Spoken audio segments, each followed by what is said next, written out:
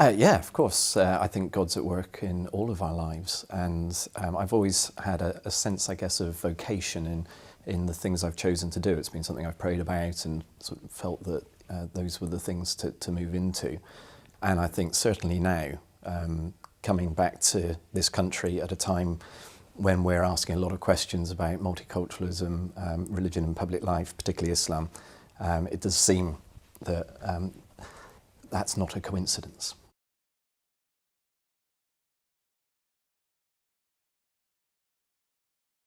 Well, obviously, I think it really helps that having come from a Christian community, I've spent a lot of time with Muslims. I spent 10 years living in North Africa amongst Muslim colleagues, Muslim neighbours, had Muslim friends, feel very comfortable amongst Muslims. And I think many people haven't really interacted very much with Muslims. And so for them to be able to meet somebody who has, and maybe who has a positive experience of that, is very helpful. So, I mean, that's something that I'm always trying to pass on, and to really encourage people to build bridges, to reach out, to make friends, to see them as neighbours.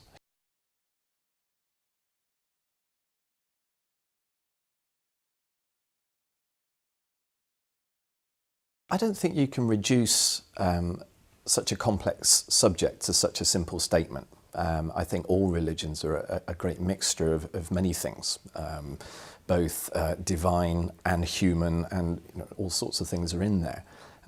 Even the Christian religion, I think, often as we look back at the history, I see all sorts of things that I wish weren't there, and I'd be quite ashamed of. I'm very sad that my community or my tradition has been responsible for those things. So I don't think you can say anything as simple as this religion is that or this religion is the other. So I would encourage people to look at the complexity, I guess, to appreciate where there is something of truth and the divine and inspiration, and also to be critical of those times when it's been less than we might have wished.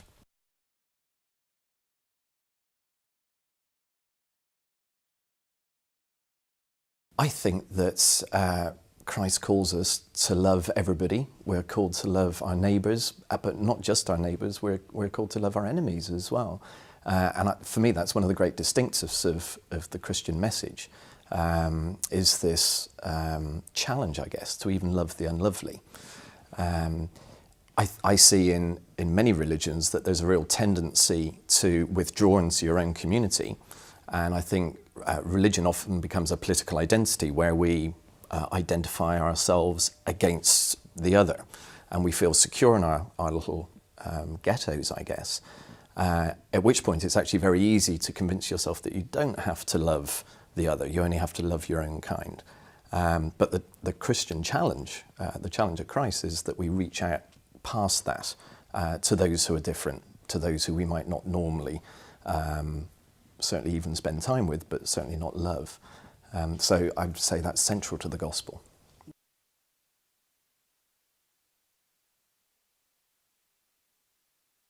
I would really hope not. I mean, obviously, the gospel tells us that perfect love casts out fear. Sadly, I think the reverse is often true, that perfect fear casts out love. And I think when we become fearful, it's very difficult to love. And a lot of what I would be trying to do in speaking with Christian audiences is trying to break down that sense of fear, the sense of the unknown. And I often measure an event by, at the end of it, how do people go out? Do they go out fearful of maybe meeting Muslims, or do they go out thinking, I'd like to go and meet a Muslim now? And if it's the latter, then I think that's a successful event. We have to overcome that fear of the unknown, of the other.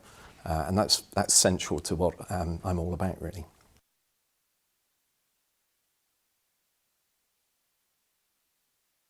The question of persecution and of mission and strategies that are used, I mean, it's a very complex area. And I'd want to separate those things out a little bit. I think for many Christians, one of the biggest obstacles in reaching out to Muslims and in their their perception of Muslims today is the fact of persecution of Christian minorities in Muslim majority countries. Just this week we're seeing that in Egypt, in Cairo, with the violence that's erupted there. So I think that is the major stumbling block, and I think there are some very serious issues there that need to be addressed, and particularly that the Muslim community needs to be addressing those issues. So I think that is one very unfortunate and difficult obstacle for Christians in their view of Muslims.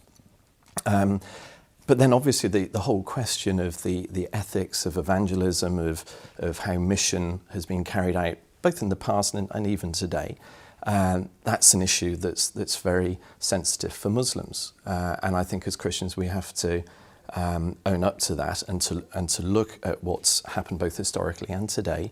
And particularly the Christian Muslim Forum, I very much like their approach with, they've been working on the ethics of witness from both sides, because Muslims too want to share their faith with others.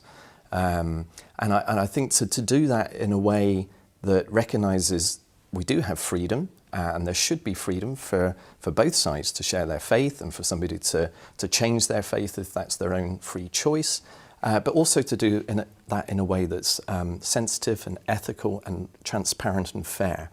There shouldn't be coercion, there shouldn't be deception within that. It should be an open thing.